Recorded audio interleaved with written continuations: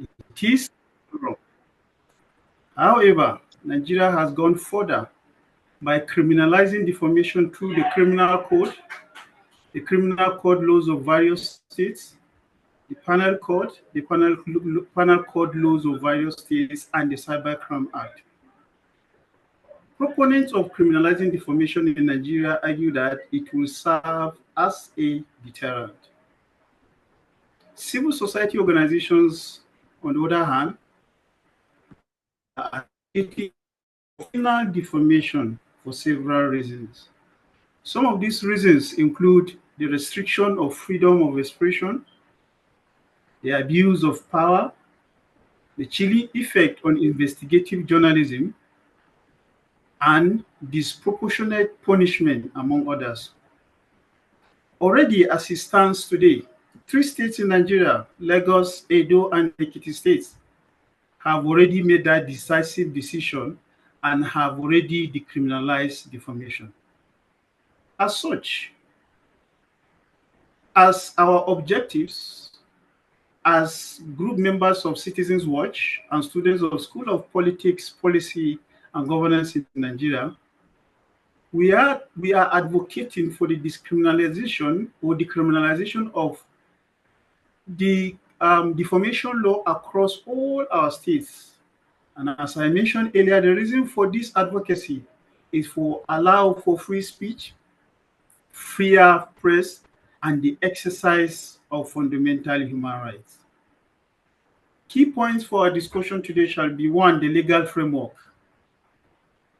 By the end of this meeting, we hope that many who have joined will have the understanding and the legal foundation of defamation laws in Nigeria.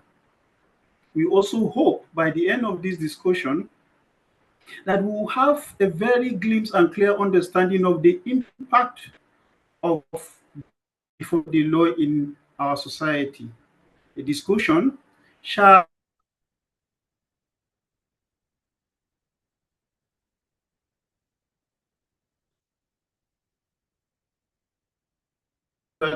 democratic governance. We also hope to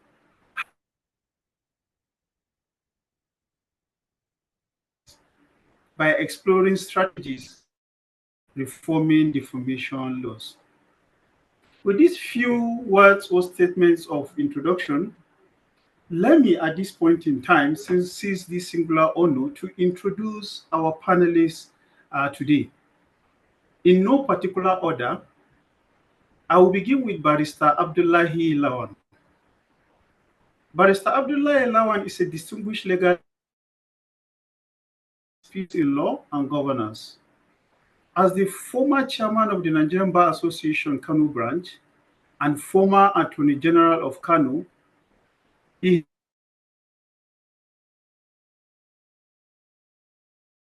Barrister Abdullahi Lawan serves as a board member of the Nigerian Extractive Industries Transparency Initiative, NEITI, and Commissioner of Justice. His wealth of experience in law and governance positions him as a valuable voice on issues related to defamation laws. He will share insights on the legal and governance aspect of defamation laws in Nigeria. Once again, thank you for joining us, Barrister Abdullahi Lawan. Thank you very much for having me. It's a privilege to be here. Yeah. Thank you. Next is Mrs. Aisha Yusufu. I'm very sure many of us have heard or have seen Aisha. Aisha Yusufu is a fearless Nigerian activist advocating for good governance, accountability, and transparency. She's a vocal supporter of justice and fairness, empowering others through financial literacy and civic participation. As a key figure in the Bring Back Our Girls movement and NSAS protest, she has demonstrated remarkable courage in challenging injustice.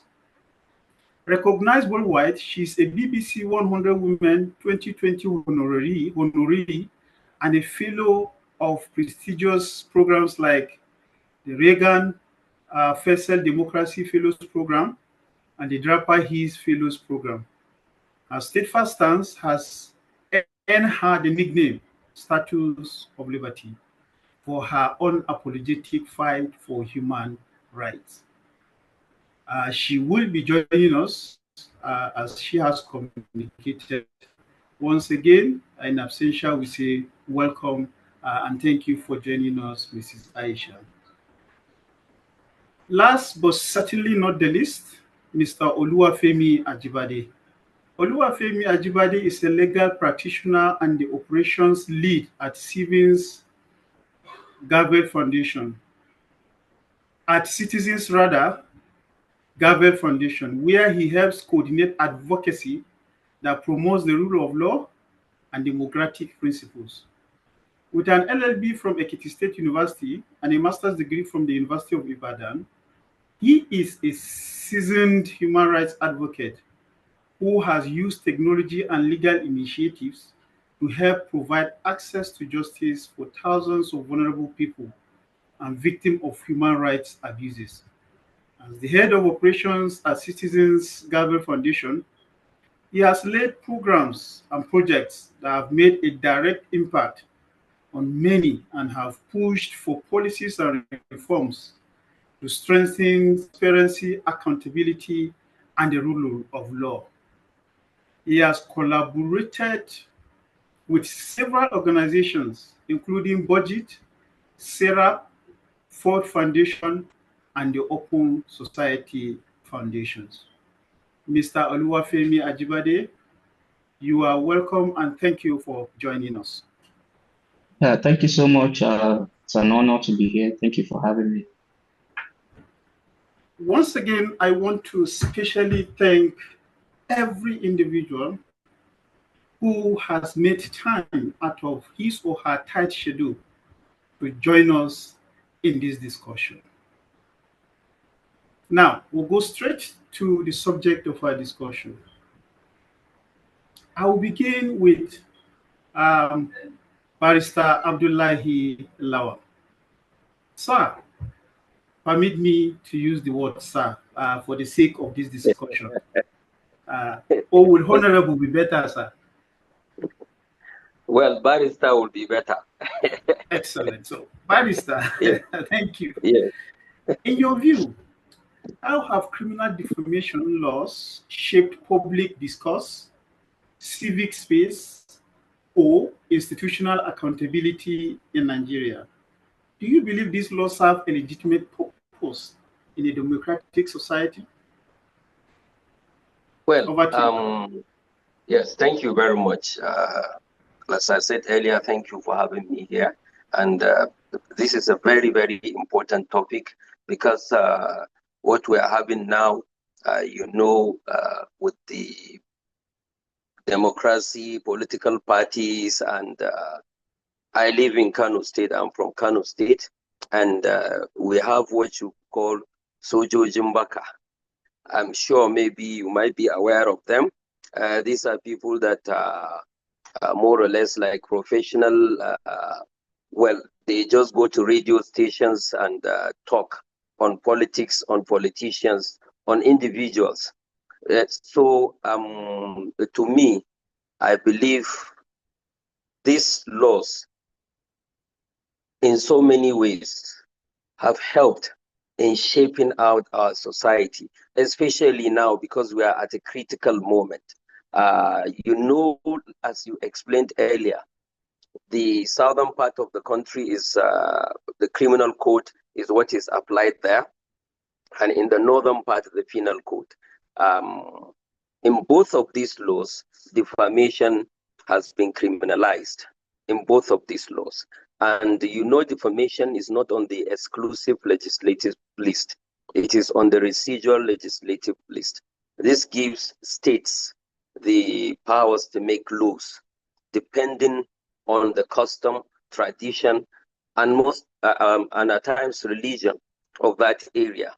Now, in the northern parts of the country, where the penal code is what is applied, in most of the states, you do have Sharia courts, and in Sharia, defamation has been criminalized to certain aspect of it is criminalized.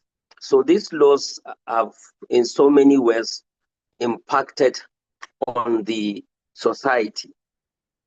You know, now with the social media and the AI, people can just come out and make allegations, make defamatory statements on individuals or institutions.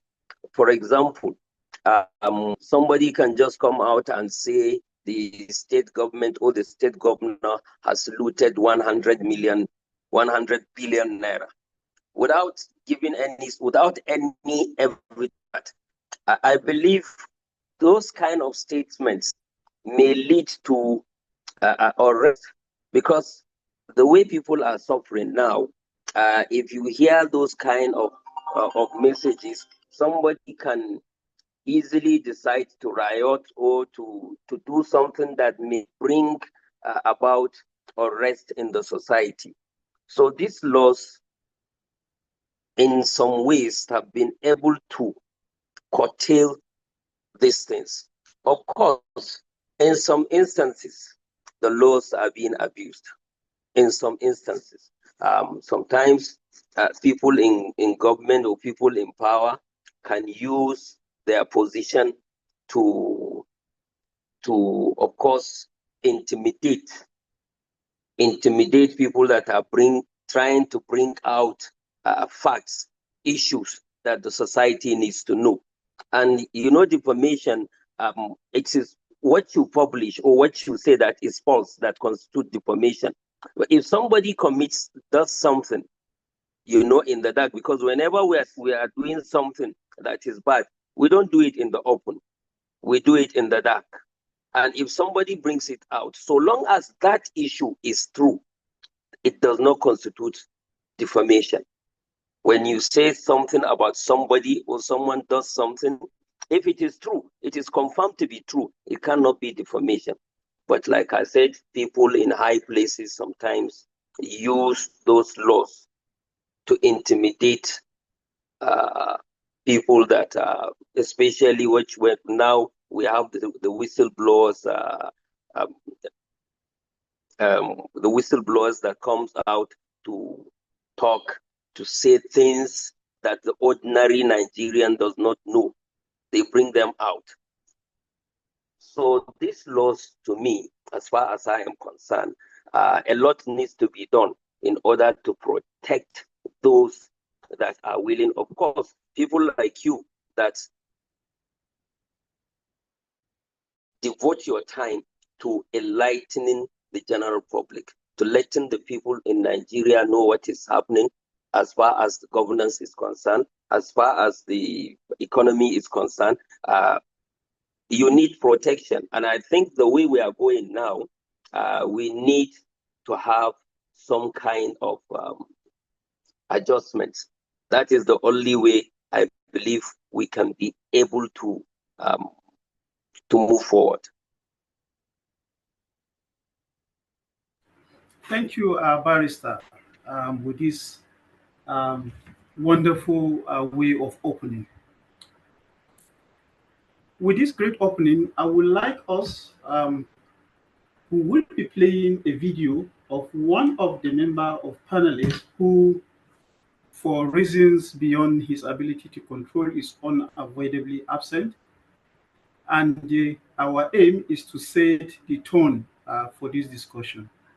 So please, over to you, the technical team, for that video. Thank you.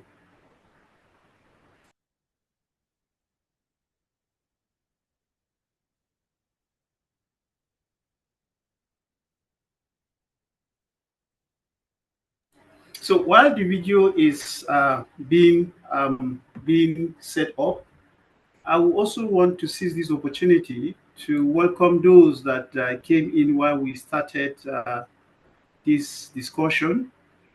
I want to say thank you for joining me, specifically Mrs. Aisha Yusufu. Thank you so much for making out time to join us. We really appreciate, and we do not take your presence for granted. And any other person who has made out time to join us, Thank you so much. So over to the technical team for the video. Video is ready. Let me play it now.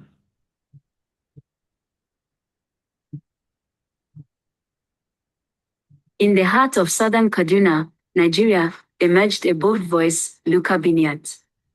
Born on October 15, 1965, to a soldier father and a trader mother, Binyat's life was shaped by resilience and discipline. His educational journey began at Army Primary School in Minna and spanned several institutions, culminating in a master's degree in peace, strategic, and conflict resolution from Kaduna State University. A seasoned journalist and human rights advocate, he worked with notable media organizations, including Vanguard Media Limited. Southern Kaduna, a region long marred by ethnic tensions and deadly attacks, became the focus of Binyat's fearless reporting. He consistently shed light on the plight of Southern Kaduna communities, giving a voice to victims often left unheard. But his bold stance came at a cost. Following a report on alleged mistreatment, Kaduna State Commissioner Samuel Aruma filed a formal complaint accusing Binyat of defamation and inciting public disturbance. The Kaduna State government has instituted a suit in court against 4 journalists charged with their duties. Luka Binyat of the Vanguard newspaper is one of the journalists which the Kaduna State government had accused of forcefully reporting that about 5 students of the College of Education Gideonwaya were killed by the suspected Fulani herdsmen. The state government has the constitutional right to institute a case against the accused person. Hence, dismiss the application filed by the accused challenging the legality of the state government's application. It described the application as ridiculous, myopic, and lacking merits. In reacting to the judgment, the defense counsel, James Kanye, described the judgment as not conforming to the law of the land. I do not agree with the ruling because, as far as I'm concerned, it's not in line with the position of the law. On November 4, 2021, he was arrested by the Kaduna State Police. Initially charged with injurious falsehood and criminal defamation, the charges were later amended to include cyberstalking under Section 24B of the Cybercrime Act of 2015, a law targeting the electronic transmission of false information deemed harmful to reputation. Luka Binyat was denied bail several times.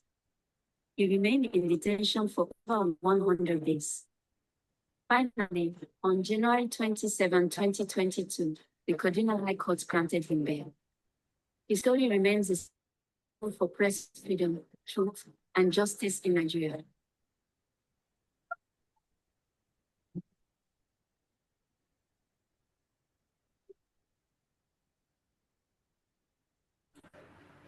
Thank you so much, the technical team, for that wonderful video. Now, like I mentioned earlier, Luka Binyat is part of this discussion. However, he had to attend to other issues. So I will quickly run out the background or the introduction for Luka Binyat.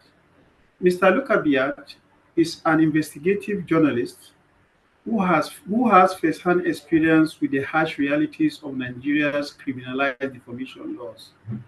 Through his experiences, he has gained a deep understanding of the impact of these laws on press freedom and journalist practice.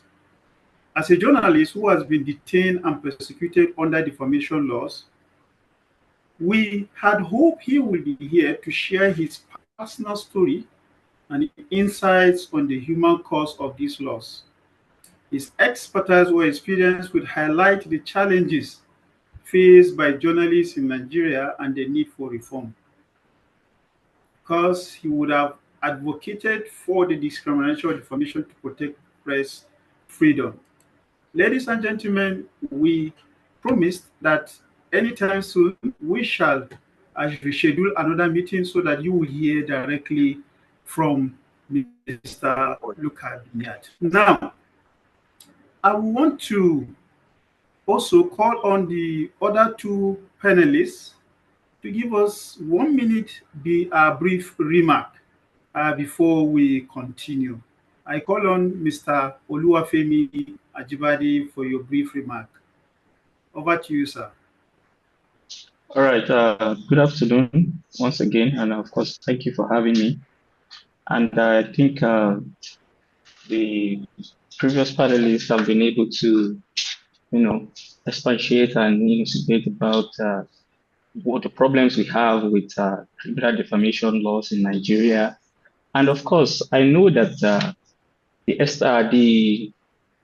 these laws were made in a way to curtail irresponsible speech and to make sure that, freedom of speech. I know that the Constitution has guaranteed that everybody has freedom of speech, but of course, these rights sometimes still has to be, judiciously and responsibly. However, it has also incidentally these laws in a way to protect, the rights or the responsible use of our speech and of our other liberties and freedom has also led to other problems that we are now seeing now, the weaponization of defamation laws in Nigeria and across our political and social spaces. And of course, this has really, affected, the work that we do, the civic space, and even the public space. There's been a kind of situation, there's been a kind of a shrinking of the civic space and of the public space. We realize we kind of are in a situation whereby citizens, the average citizen, can no longer critique uh, inadequacies of the government or of government stakeholders, which is very unfortunate because these are social media and the public media or the public platforms are the only areas or the only avenue that we have to talk about things that we see in our community or in our environment. And if we cannot do that because defamation laws has been, weaponized, and especially the notorious Section 24 of the Cybercrimes Act, then are we really in a democratic society?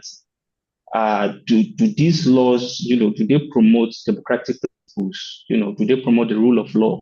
So we really have to, reevaluate these laws, critically look at these laws to see how they serve the people. Because normally laws are made to serve the people and to make sure that the rights of citizens of those countries, of these countries, let me say Nigeria, are protected. But it is obvious that it has not achieved, or it has not been able to achieve what these laws were meant for. So, of course, it needs to be reevaluated. It needs to be re-examined and, of course, amended. Because at the end of the day, defamation laws have been weaponized against Nigeria. Even in situations whereby what you are saying or your statements or your public declarations are true, sometimes it doesn't even matter sometimes if whatever you are saying is true or not. You can still be prosecuted, and of course we know how criminal justice process in Nigeria is or what it looks like, because that is also another story. And once you enter the system, it is very difficult for you to detach yourself. It is very difficult for you to exonerate yourself. So as it affected our democratic process in Nigeria, yes, and I think it's something that we really need to look into and we really need to change. Thank you so much.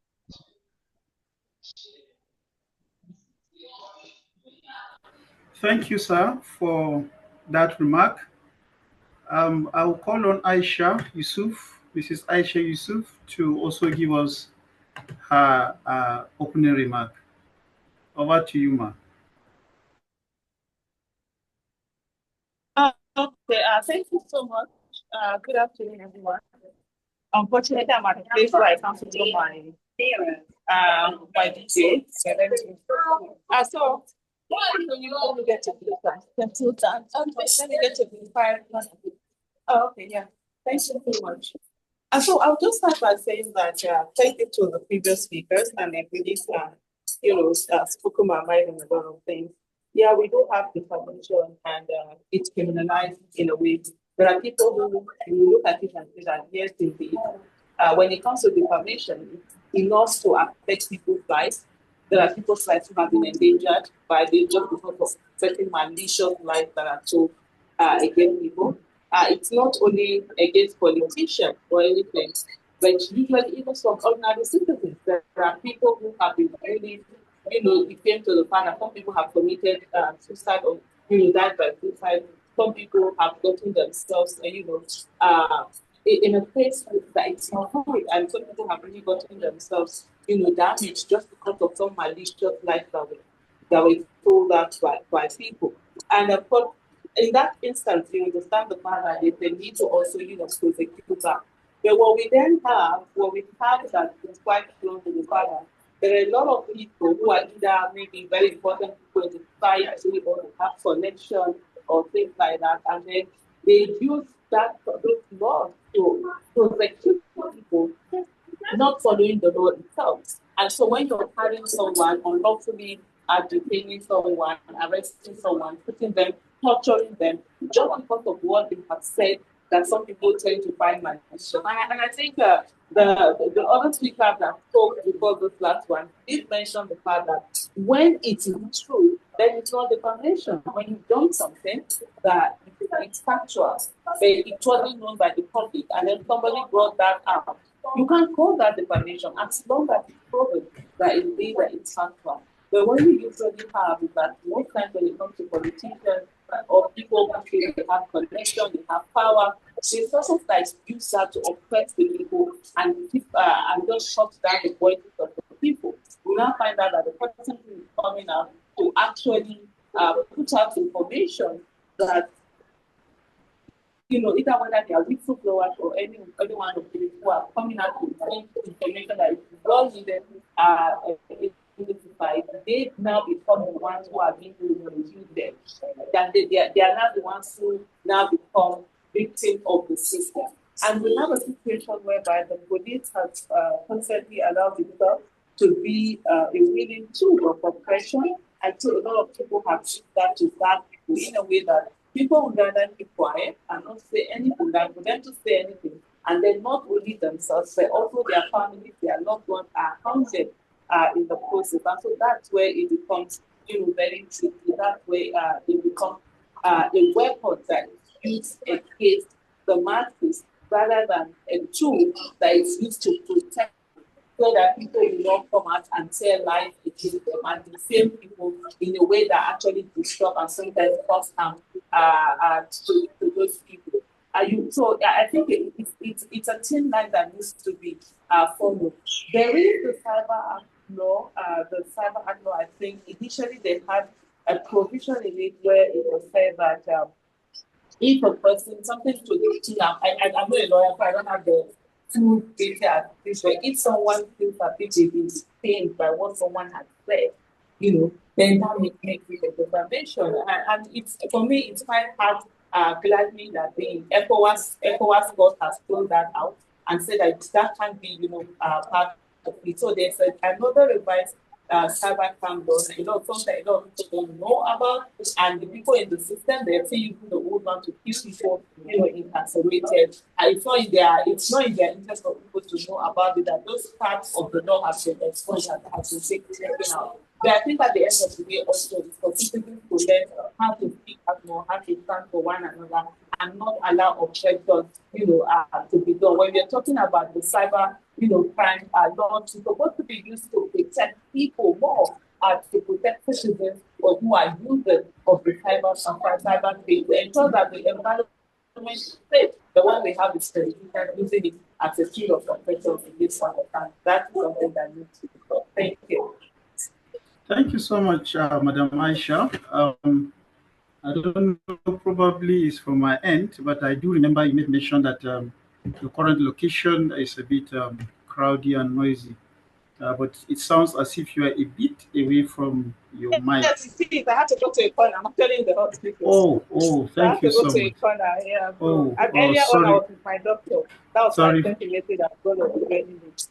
Sorry for that. Thank you so much for the effort. Thank you. Thank you. Now, this has set the tone for us, and thank you all to our panelists for that brief intro, and apologies to Barrister Abdullahi for throwing you direct into the ocean. I'm still so I'm still going to hear your thoughts, both Aisha and Ajibola and Barrister Oluwafemi Ajibade, regarding the question I threw first to Barrister Lawan. We still want to hear your thoughts, probably in 1 minute. Your view, Mr. Ajibade, how have criminal defamation laws shaped public discourse? Civic space, yes, I overheard you during your brief saying it has really caused the civic space to shrink. So probably you look at public discourse and also institutional accountability in Nigeria. Do you believe this current law serves a legitimate purpose in a democratic society? Over to you, Mr. Ajibade, please. Probably 1 minute. Thank you. Yes, of course. I think, like you said, I mentioned it earlier during my earlier comment that the presence of these laws or the existence of these laws are, the effects of these laws is that it has inadvertently caused a kind of shrinking of the civic space. The civic space is this community of people, stakeholders that discusses governance issues, democratic issues within the social media or public media, and the fact that from anywhere, you can be hit with a case of defamation or with a case of cyberbullying and cyber stalking has really lowered the voice of people or inhibit people's the way people share their opinion, the way people critique governance issues or issues around them. So, of course, that has led to a shrinking of civic space. That has led to a kind of situation whereby people are always guided whenever they want to make a comment on public issues or governance issues or even political issues. So, and this is not healthy in a democratic society. This is not a good sign of a healthy democratic system. In a society whereby people are afraid to speak, or people are afraid to say their mind or share their discontent about things that are bothering them, about things that they feel shouldn't be like this or shouldn't be like that, then can you really say that it's a democratic society? So that is how I feel these laws have actually affected us, these anti-defamation laws. And the fact that these laws were made, the motivation behind the making of these laws is not to achieve that. But of course, this is the situation that we found ourselves. The motivation behind those laws was to protect, each and every one of us from, going through the process of, or going through a situation whereby we have someone spoil our reputation, maybe through comments that are untrue or that are injurious or harmful. But then, I think all of us, we are all human beings, and we see that there are a lot of dynamics in human relations, and we see how things can be abused. And this has also been, reflected in the ways we've actually implemented or enforced these laws. We've seen that these laws have been, implemented in such a way to actually silence people and not to protect people. So I think these are the effects of these laws, and these are the ways we've actually, the Nigerian society has actually approved. Thank you. Thank you, Mr. Ajibade. Also, next question goes to Barrister Abdullahi Lawan. Barrister, Yes. given that some states in Nigeria have already decriminalized defamation, I did mention Edo, while Yes. the remaining 33 states are yet to. What factors do you think contribute to this disparity?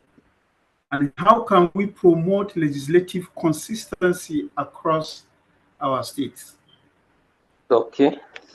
Like I mentioned earlier, defamation is not on the exclusive legislative list, the 1999 Constitution. It is in the residual legislative list, which gives the states, each state, because there is that autonomy, the power to legislate, to make laws.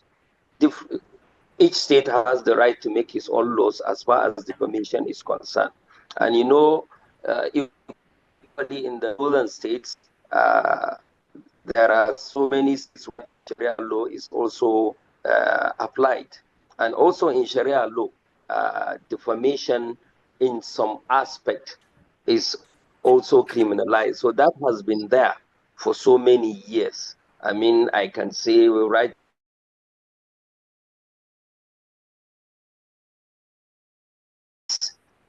have now started decriminalizing it because they have the right and the power to do that. And if we are going to get uniform, then that means the Constitution of the Federal Republic of Nigeria has to be amended. Put it in the exclusive legislative list, then that means it becomes like a federal law. That means then that if the Assembly decides to decriminalize it, then that is all the states. The law will apply to all the states. My problem with this, like I said earlier, is that yes, indeed, as the other panelists have already stated, it's been a lot of people. And that is very bad for our democracy, and that is very bad for Nigeria in general, because people need to know what is happening. We need to have information. We need to be able to come out and say, and of course, the freedom of speech is there. But that right to freedom of speech stops where the right of others also starts. You cannot, because you have that freedom, infringe on other people's right.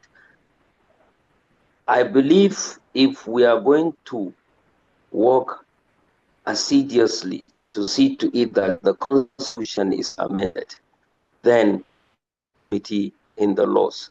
But right now, believe me, it's not going to be easy.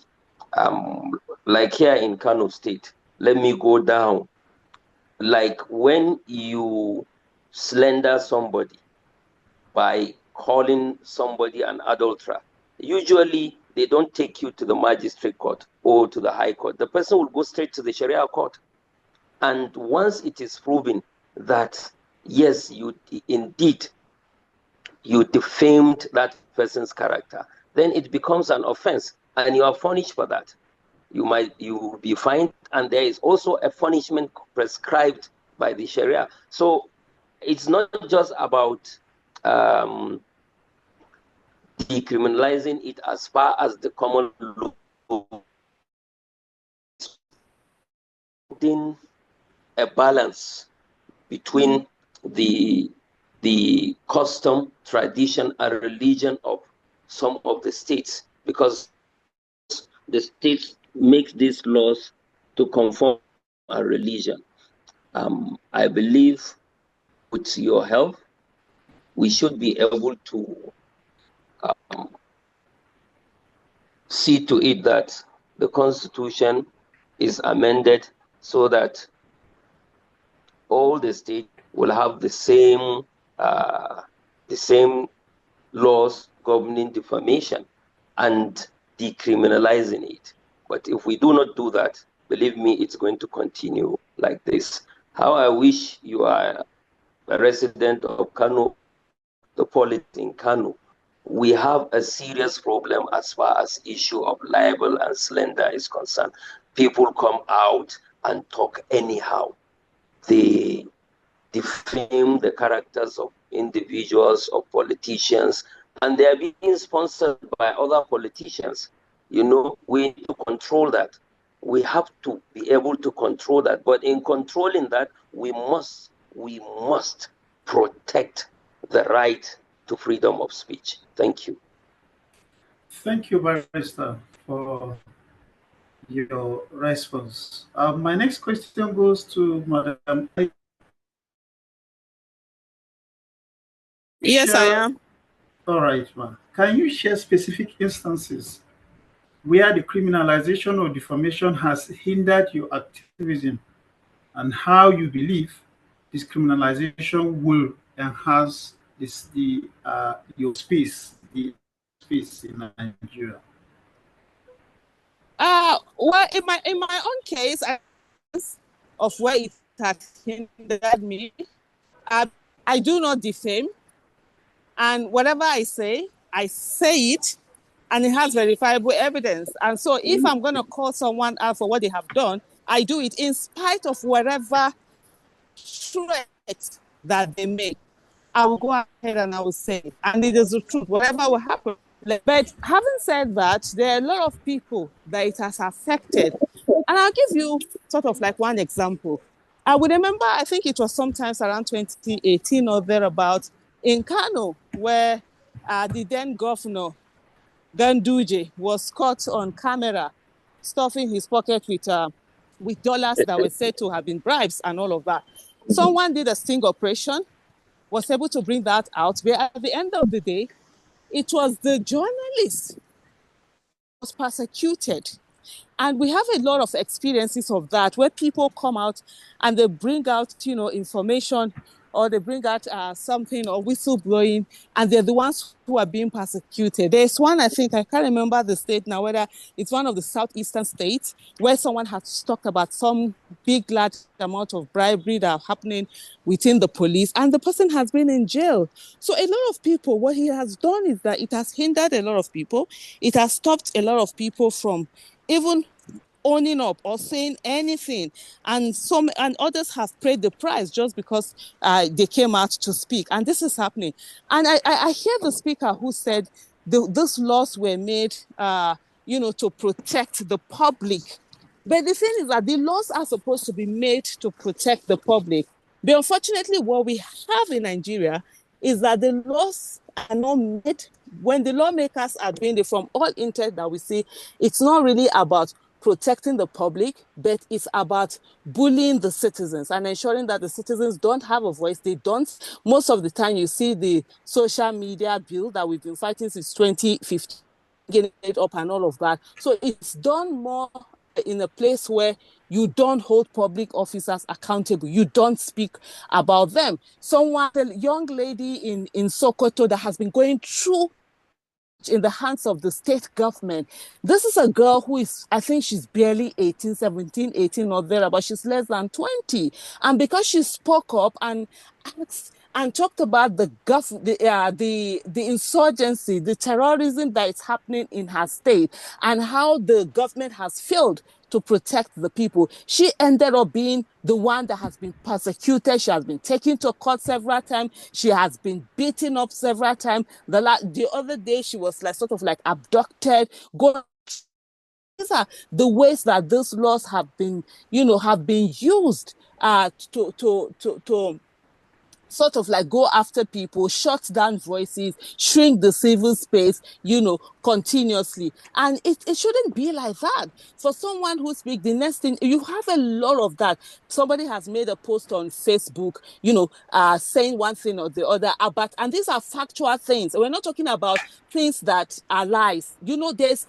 When someone is defamed, when somebody comes out and maliciously lies against someone, they know it's false. I mean, that's expected. Let the person face, the law. And even in facing the law, follow the process the way it is. You don't hold the person, incarcerate the person for months, nobody knows where they are, or beat the person up, torture the person. Those are absolute rights. You don't torture anybody. You don't go to after anybody, but let's go through the court, follow the law as it is, and that's okay. But don't be excessive in your use also, of the law. Then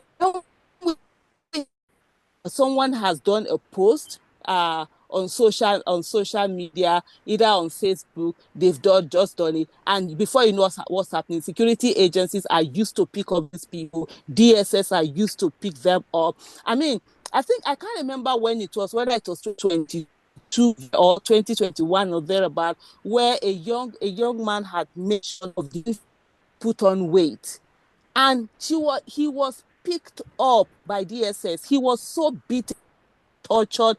I mean, for the lawyers, Nigeria has, I think torture is one of those absolute, like you don't torture anybody no matter what they have done. And there are a lot of these treaties that we have also signed on that. But he was beaten, he was tortured, his hands were, you could see how they had, almost like not really broken his heart, but literally the kind of beating he had gotten, and the hands were even misshapen, just because he said the then First Lady had put on weight. And they use that. They're not using that against terrorists. They're using that against citizens. And when he came back, because there was a lot of outcry, when he came out, he was also bullied into silence to say that, no, nothing was done to him and all of that. But you could literally see the torture that he had gone through. So a lot of people have faced this, the effect of this. And of course, decriminalizing it would, to a long essay, allow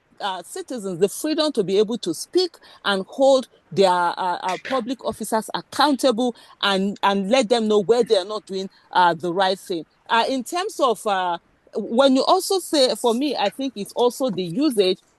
When we're talking, it's there's sort of like at the beginning when I was doing my speech, I did say it serves a purpose where for those who actually defame, who lie against people just to either destroy their reputation or cause one thing or the other, there should be a process that should be, I think it should be left more to as a civil case where someone can go to court and actually get something out of it, but not in the way that it's not in the criminal, how do I put it now, the criminal law part, but let it be more of a civil case where people can go, someone defames you, you take them to court and be able to get some relief against for that. Thank you. Thank you so much, Ma. Thank you for your thoughts and your contribution. One fact remains that none of us, either in the Citizens Watch or any of the panelists, subscribe or support defamation as it is. The discussion around is that what we think is the current purpose for which it was intended, or do we think putting it or making it a civil matter will also be able to serve the same purpose? So thank you so much. Then I now throw the next question to Mr. Oluwafemi Ajibade. What motivated your advocacy for the decriminalization of defamation, and what benefits do you envision for Nigerian society? All right. Thank you so much for the question. And I think basically our motivation, or my motivation for the advocacy against criminalization of defamation has to basically and majorly do with the work that I do. Of course, like I said, I'm a lawyer, and I also work within the civic space. And when you talk about the civic space, you are talking about a collective group of people or organizations that are seeking to, through advocacy, promote democratic governance, rule of law, transparency, accountability, and of course, ultimately holding public institutions and public officials accountable. And of course, we try to do that through a lot of programs, a lot of activities that aims to beam searchlights on some areas of the public and on some public institutions and frameworks. And in doing this work, we've of course been able to discover some things, a lot of things that we feel might not be right. We feel these areas need reforms, this place needs to be changed, or this laws change. And we need to amplify that. We need to advocate for that. And in this kind of situations, our voice might not be alone. Our solitary voice might not be enough. So we need to co-opt other people to join us to help magnify our voices and magnify our advocacy. Now comes in, stakeholders like journalists, social commentators, and social influencers. And in the course of our work, in the course of the work that we've been doing with these kind of people, we've seen that anti-defamation laws or criminal defamation processes are being used to silence stakeholders within the sector.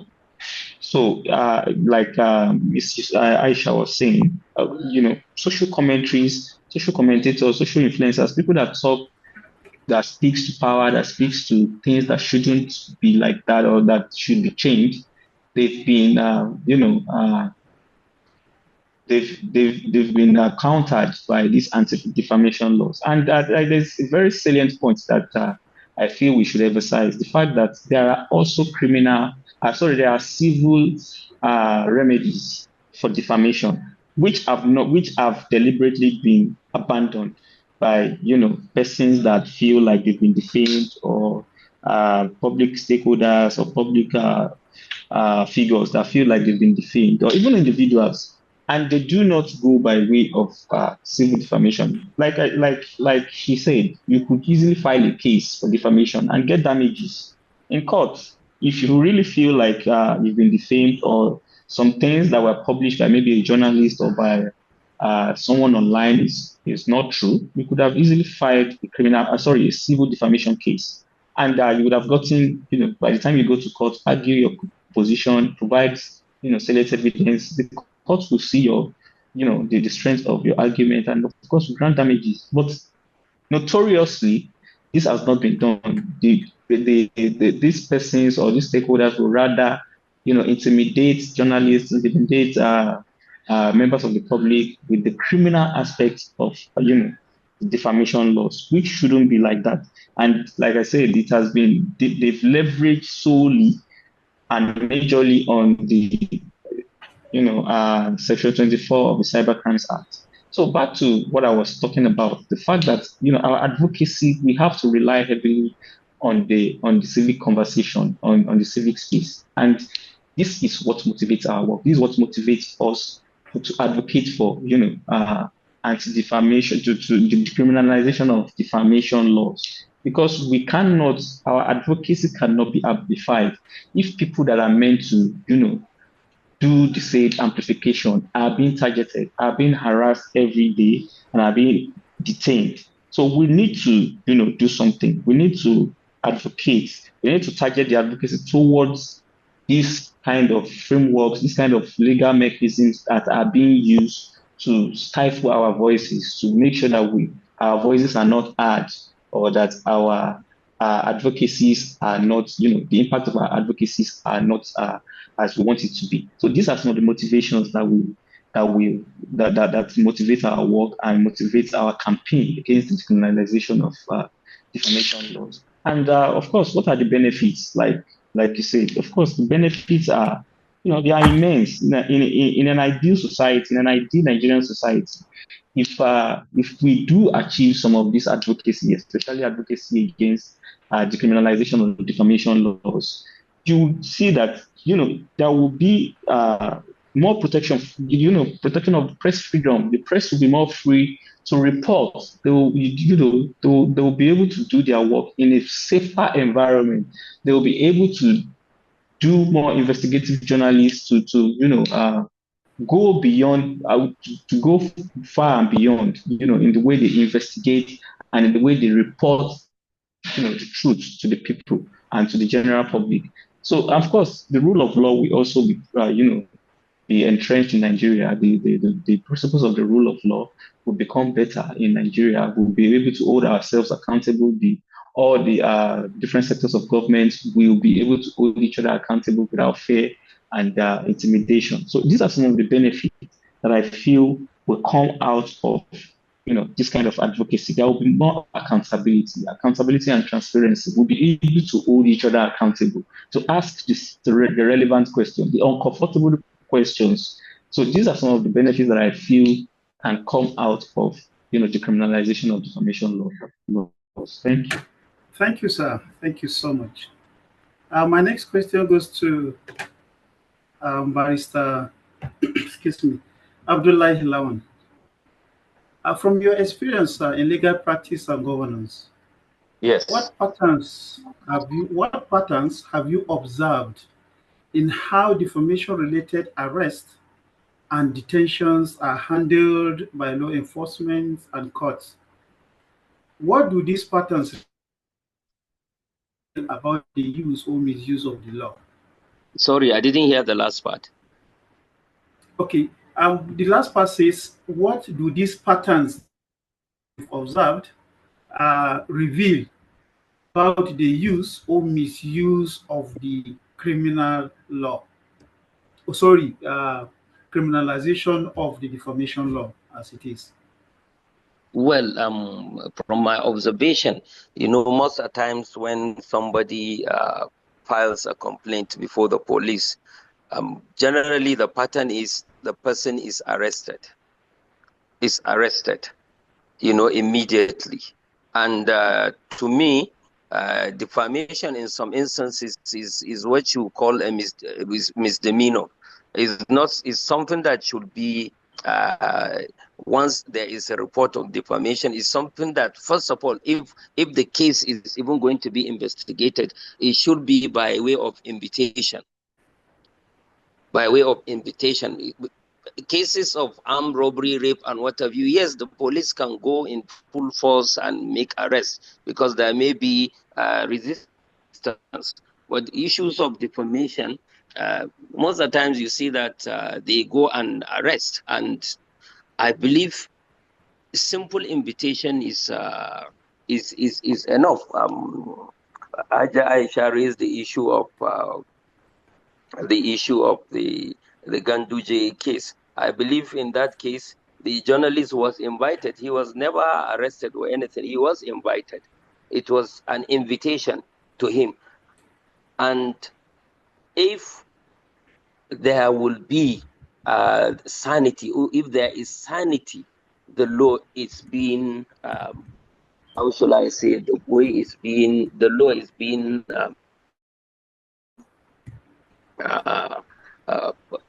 carried out.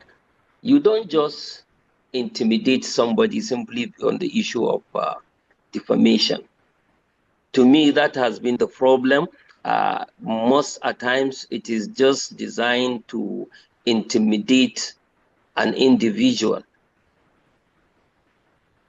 That is the pattern I have noticed. And it's a misdemeanor. You can go to the high court or any other court and get damages in most of the cases.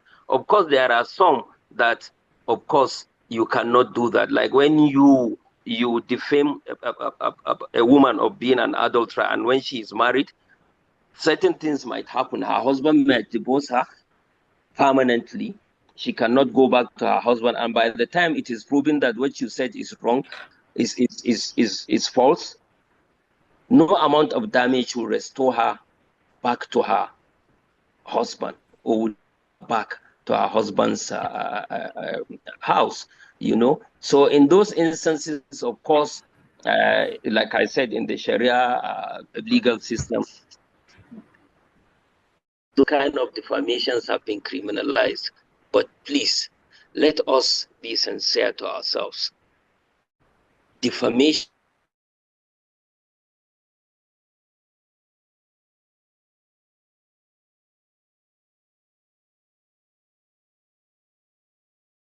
clandestine operations to come and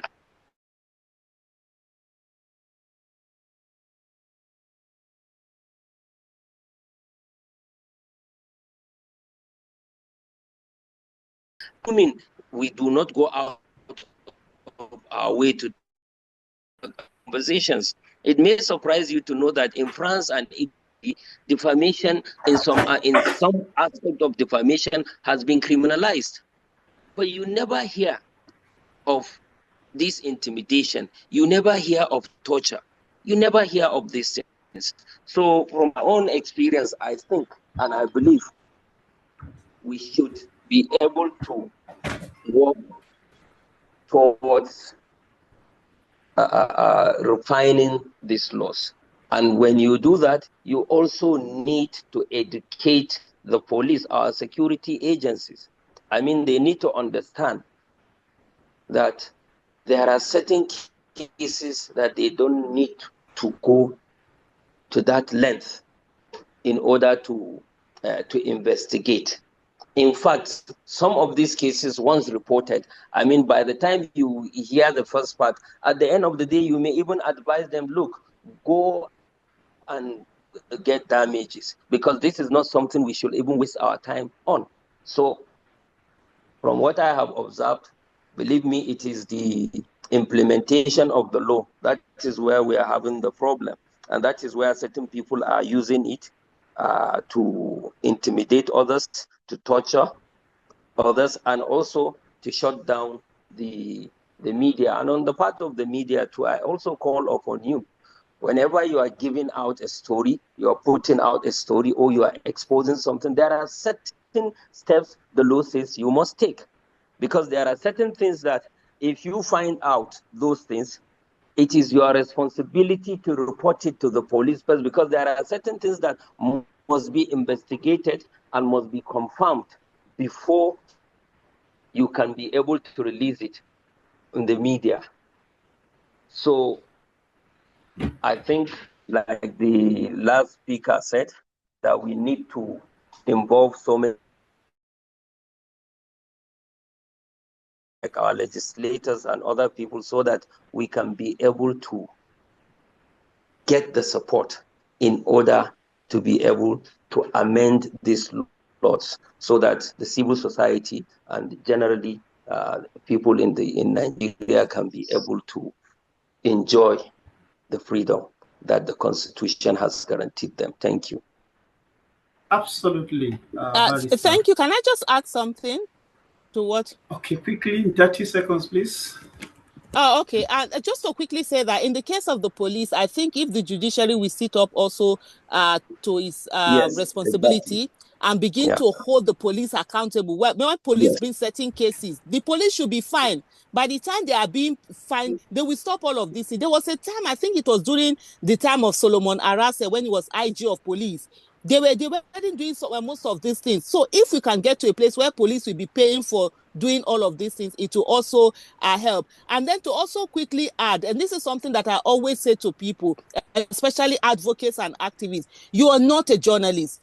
A journalist has what is called, I think they are protected. They can protect their sources and say they got this from a source. As an advocate or a citizen, even if you hear something that is true, as long as you don't have verifiable evidence, you can't come and be talking about it. A lot of people want to break news.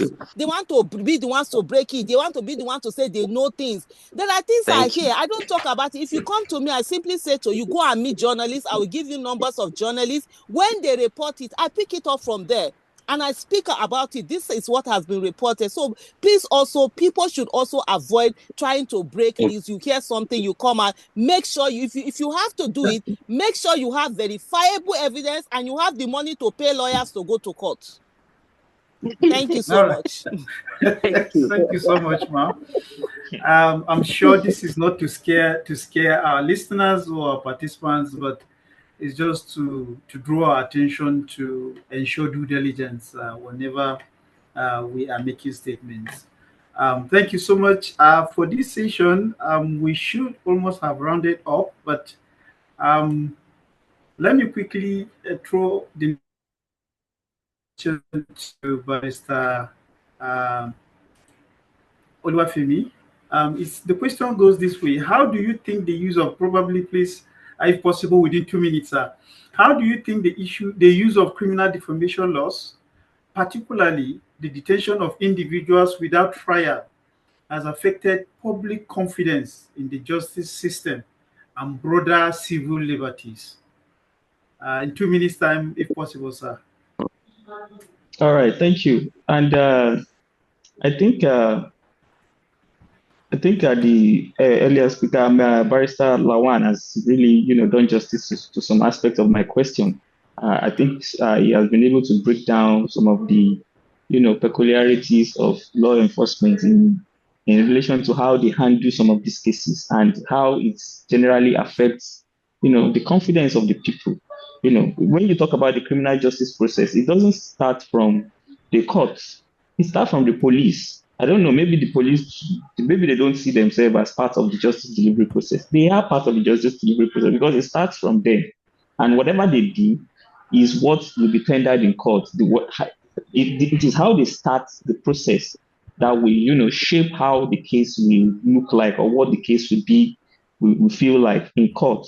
So, and you know, when you look at some of these situations, you see, at least from what I've personally observed and some from my personal experiences, when it comes to these cases around using, you know, defamation laws to intimidate and to detain, you realize that sometimes when the police, when they arrest this kind of persons, sometimes they've not even conducted any kind of investigation. So most times they go to the magistrate court to obtain a remand order. So this remand order gives them, you know, the authority to remand that person for a specific number of days, which of course that in itself is contrary to, you know, the provision of the Constitution, which guarantees your liberties, you know, within 24 hours or 48 hours of arrest. And I think this allows the police to detain you, and sometimes they extend it for days and days and days, and you are in detention. Whereas they are detaining you based on the pretext that, okay, they are conducting investigation. They've not even charged you. You know, they are probably detaining you based on a petition that was written against you, and they've not even charged you with any offense. So they will probably say they are investigating. This goes against what the justice delivery process stands for. And of course, this kind of cases ends up in the public domain. And, you know, when you get to a situation whereby these cases are taken to court, and, you know, the people observe that this kind of remand orders are granted, you know, to police officers or to law enforcement agencies. And of course, an average individual that is observing from the outside, that doesn't know how the criminal justice process works, has formed an opinion about the criminal justice process. He has formed an opinion that, see, this is the justice delivery process, or this is the court oppressing this individual, or using the court as a tool of oppression against Nigerians or against this person and that person. And this is damaging to, you know, public confidence in the judiciary. The confidence of the average citizen in the judiciary has been at an all-time low due to a lot of different issues. And this is not helping the situation. The use of some of these defamation laws is not really helping the situation. So there's also a need to educate the public, and to, of course, for law enforcement agencies to utilize some of the provisions of these laws, of the ACJL, and some of the laws that they use to prosecute and to investigate. There is a need for them to, you know, use it in a way that is judicious, that fits what the law is meant to, that fits the way the law is meant to be used. So, like I said, public confidence, it has affected the public confidence in the justice delivery process. So the average person, he sees it as a way by which the police and the court, and in a collaboration with the complainant, is intimidating maybe journalists or persons that have said something or that have made a critique of the government or a public official, and so on and so forth. So confidence in the judiciary is at an all-time low, and I believe the judiciary has a lot of work to do in making sure that they, in their own way, counter some of these, these things that these processes and procedures that the police like to, or law enforcement agencies try to exploit to circumvent issues, or to stall investigation, or to keep detaining individuals, so to speak. Thank you. Thank you so much, sir. Lastly, to Mrs. Aisha, I hope you'll be able to manage within 2 minutes. Do you believe Nigerians fully understand how criminal defamation laws infringe on their constitutional rights, particularly freedom of expression? In your opinion, what strategies can the civil society use to raise awareness and mobilize support for the defamation law reform? Okay, so let me start from the fact that Nigeria is the poverty capital of the world, right? And we have maybe over 70% of citizens facing multidimensional poverty. And so a good number of people are unable to feed. They can't feed 3 times a day. For some people, their advocacy it's when they are able to go out, hustle, get something, and be able to put food on the table for their families. The last thing they are thinking about is their rights. In Nigeria, when you're poor, you're faceless, nameless, and voiceless. You're not seen as a human being. You're only a fingerprint once in every 4 years. So Adam, that I think should tell us everything. People are not bothered about rights. They are bothered about, survivor. You know that thing that they said life can be, was it Thomas Hobbes or what was it that said that life can be nasty, short, and brutish? Nigeria is actually there. And so people are debased. The last thing they are thinking about or knowing about is their rights. So, and a lot of people trample upon it. And you even see sometimes, just like when they talk, I've said repeatedly that Stockholm Syndrome should be renamed Nigerian Syndrome.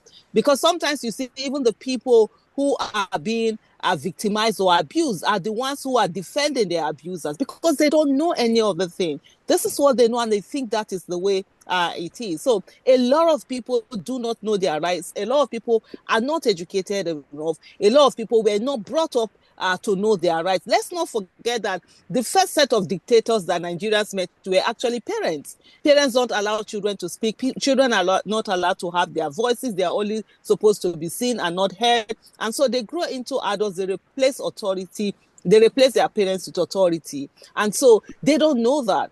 But on the issue of what would civil society do, civil society, it's a Herculean task. They should embark on, when they talk about civic education. I mean, in schools they are being taught, but we know there are a lot of people who are not fortunate enough to have gone to school to get the education, whether Western, Islamic, or any sort of education. There are some who are not fortunate. And I always say that the education that we have is not for us alone, it's for millions of others who didn't have the opportunity to be educated. And so civic education is very important.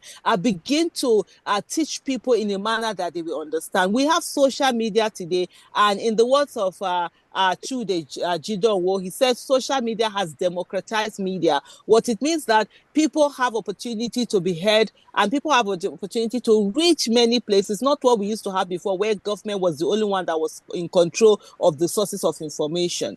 And so because of that, what we can do is that we see a lot of people watching skits, we see a lot of people watching this either short stories and stuff like that. That can also be an avenue to put out something in a way that is engaging the public and also educating them for them to understand their rights and for them to be able to apply those rights. But it's one thing to understand your right. It's also another thing to have institutions that protect your rights.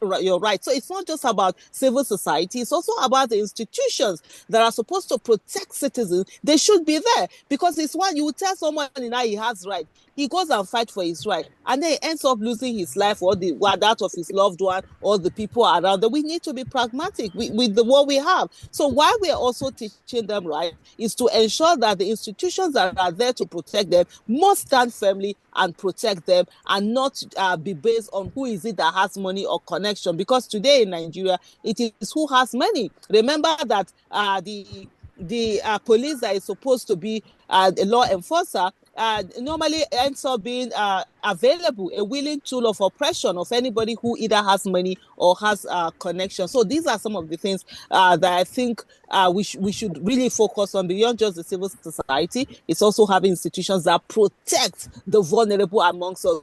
And one thing that we must understand is that our capacity to be called a nation depends on how we treat the vulnerable ones. If the vulnerable people amongst us are not safe, then do we really have a country? I always say to people, why are you going to fight? You're going after someone that you're already more than. If you need to fight anybody, take on somebody that is more than you. Fight for people's right. Don't go and start oppressing people who already are downtrodden and whom we should be lifting up. Thank you so much.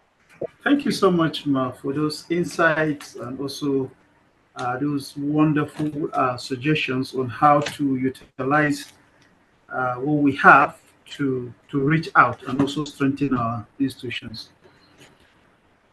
Thank you to our panelists for this so far. From my end, I will now hand you over to my colleague, a colleague of mine who will take over and run the Q&A sessions. Kanye, over to you. Thank you. Thank you very much, Sansani. Thank you to our panelists, our barrister, our attorney. Thank you, Madam Aisha Yusufu. It's been a very, very insightful session. And I think in all of this, since what I heard loudly is that power actually belongs to the people. So we, the people, are the ones who hold power. So briefly, we're going to take questions. If you have any questions, you can just raise your digital hand and then we would provide answers as much as possible. Our panelists too, please still be on hold so you can help us answer any of the questions that are being posed. Questions in the chat box, questions. Mr. A. Musa has a question, I think. Okay.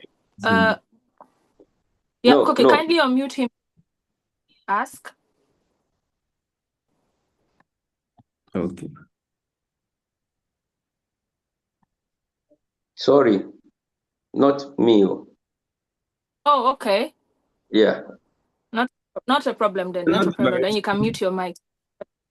Not the barrister.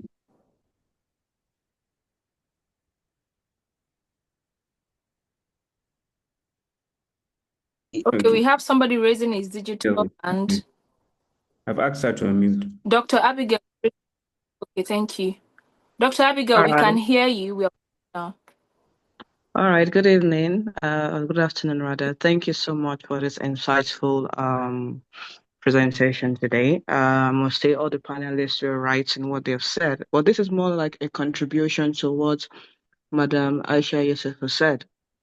No, I think the issue we have in Nigeria is that we actually do not know our rights, to be sincere. And this can be found, as I think it's a major lacuna in the education system.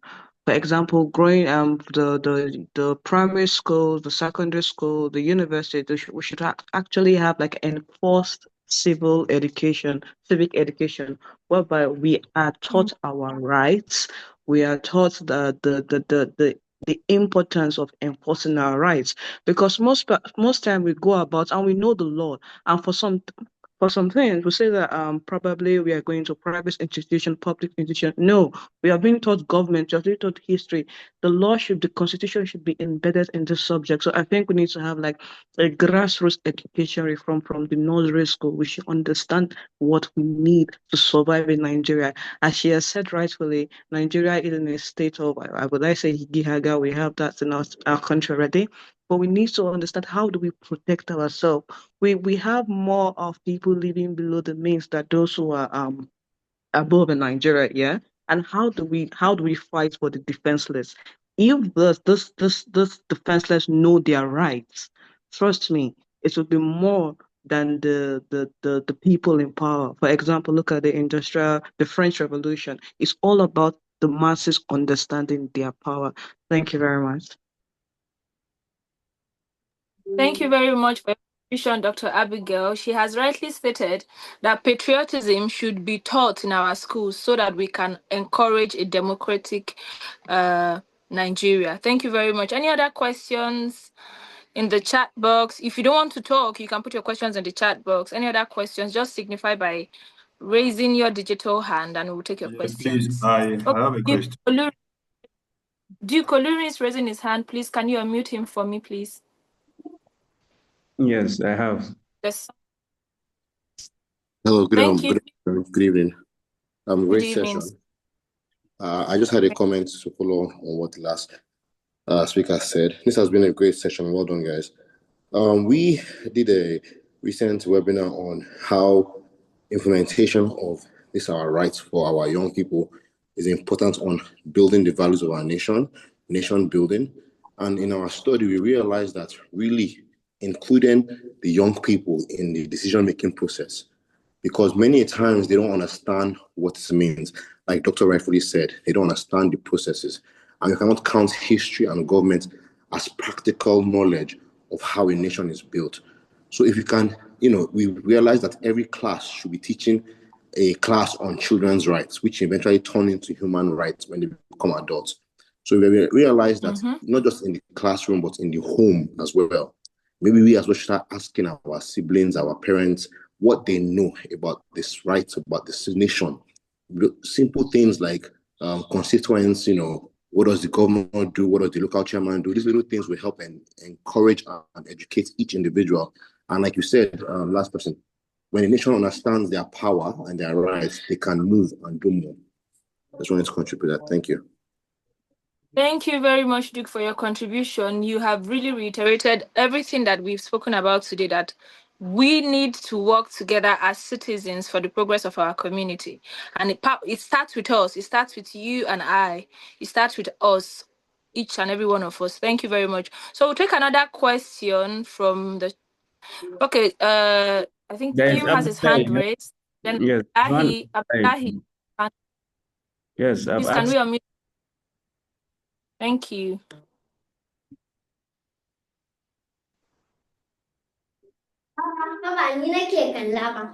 Okay, Abdullahi, can he? Okay, cue you more, Abdullahi. Either one of you. I think you've been unmuted already, so you can go ahead and ask your question. All right. He's not audible. I think he's not audible. His line is not audible, but let me just drop it. Thank you so much to all the great panelists and all that have been contributed so much. He's still muted. If you can tell him to unmute, he probably doesn't know he's muted. Yeah. Oh, yeah, that's true. Someone needs to help him out. But while we do this, can I just ask for the sake of this, for Citizen Watch and advocacy group for this very topic we're talking about. So I just want to enjoy from the pool of knowledge, from your experience, from Madam Aisha and our AG, looking at the focus we have in working to decriminalize this deformation in Nigeria, where there is already a disparity within the same country, where we have 3 states that have it decriminalized. I don't know what template would you give if we ask to be able to approach state, approach Ministry of Justice, approach our State House of Assembly, to be able to go around this, because we have an objective that we want to, at the end of the day, turn the rest 33 states to have this law decriminalized. Would you suggest us a kind of template, a model that we can use?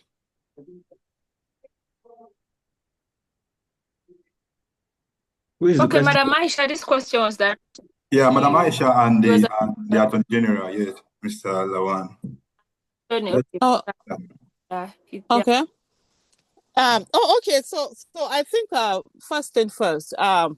In terms of when you want policy making, the first thing is agenda setting. Agenda setting is that you put the issue on ground, right? Before you go into the other things, policy formulation, policy, legitimization and all of that. So what needs to happen? Hello, can you hear me? Yes, we can hear you. Okay, I think my battery is it's telling me my battery is low, but I think I'll quickly put it. So what needs to happen, first of all, is to set the agenda, make it an issue that the public is aware of. Social media is a very powerful tool. What you're doing today is very important. And so the next thing is to make it, for example, you could create a hashtag that brings people to begin to talk with on it. One of the things about Nigerian and its institutions is that they don't like being embarrassed. And so when people take on something on social media and they're talking about it, they tend to listen more than when you just are leaving it at that. So the first thing is, I would say, put out a hashtag, begin to use it, just like you're hearing electoral reform. Talk about this, the decriminalization of this, and you have that there. Then the next thing, of course, is to approach these institutions, write a letter to them, have a meeting to them, seek for a meeting, sit down at the table, write to them and have discussion with them. In the meantime, also, you're also using media.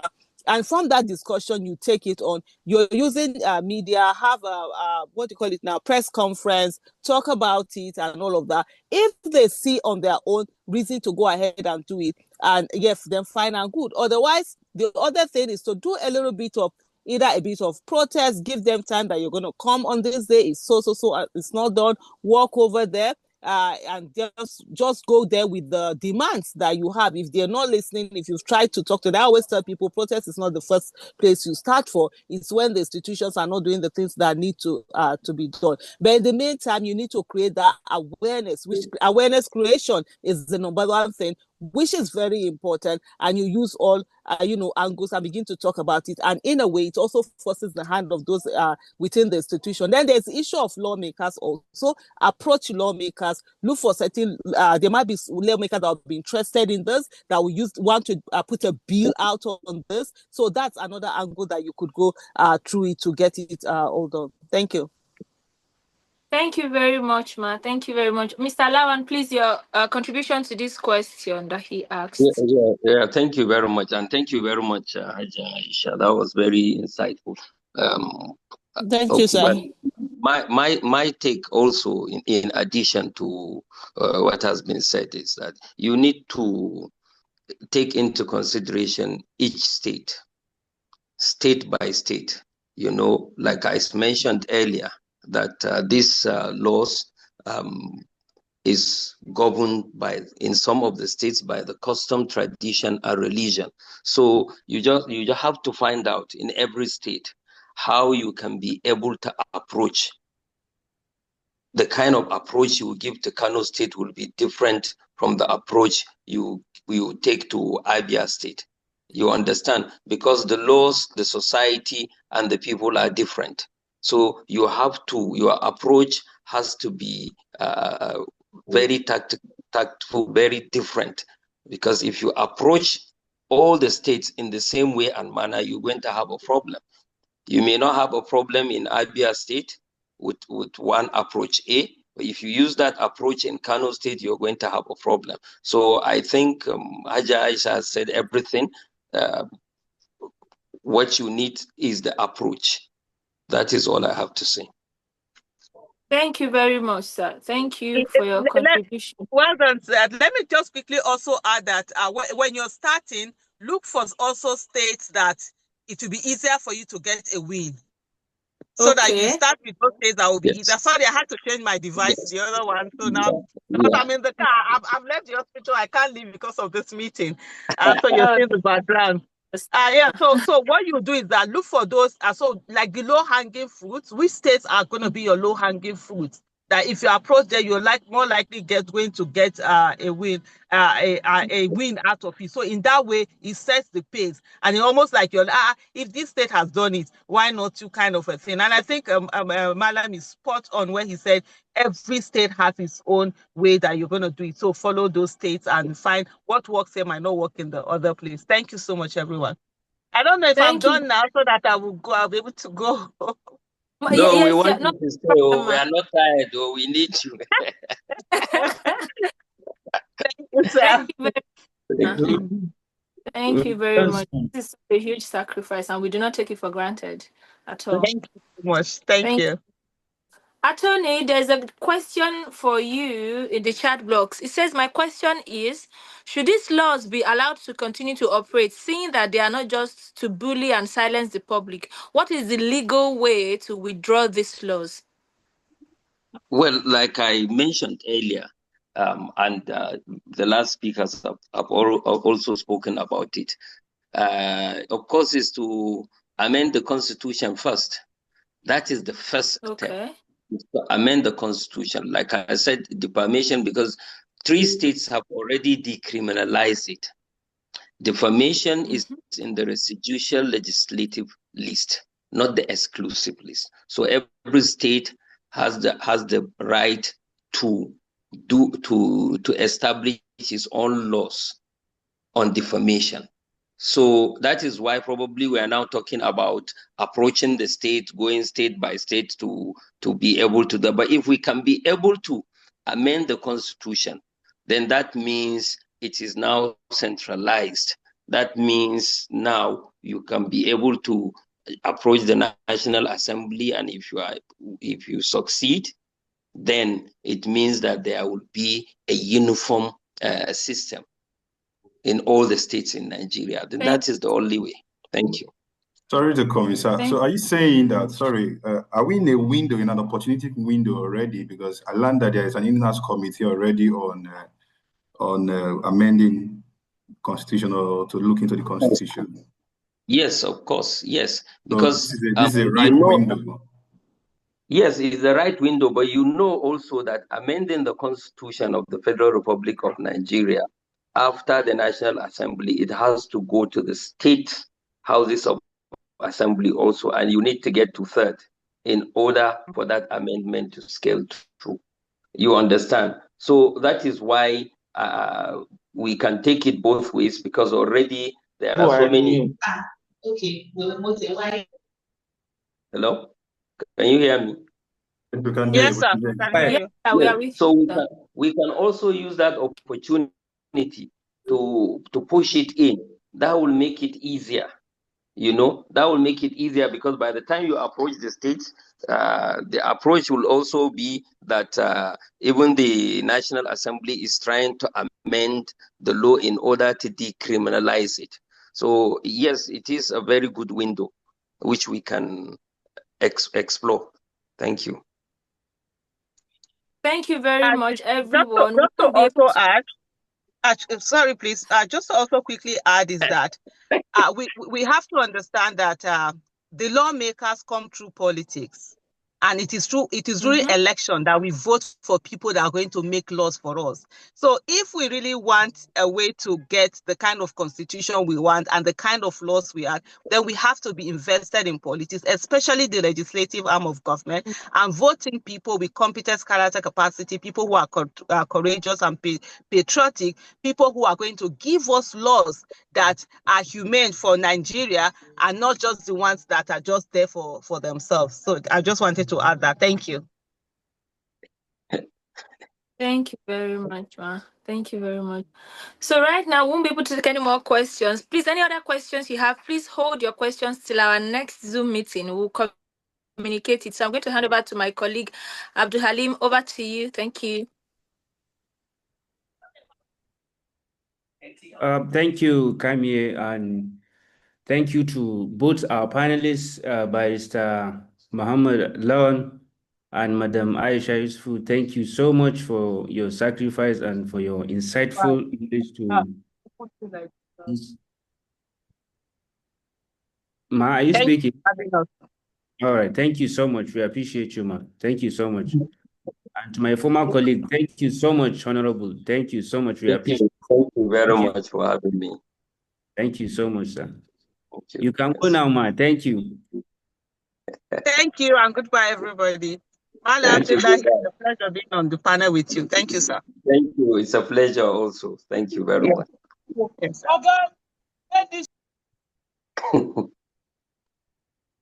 And thank you to all our participants who sacrificed their time to be with us. Thank you to everyone. Yeah, thank you so much. Extending thanks, appreciation to Barrister Jibade Oluwafemi also, all the way from Oyo State. Thank you, every participant who started with us and now ending with us. Thank you. God bless you. Thank you. Thank you very much. Thank you. All right. So close the call.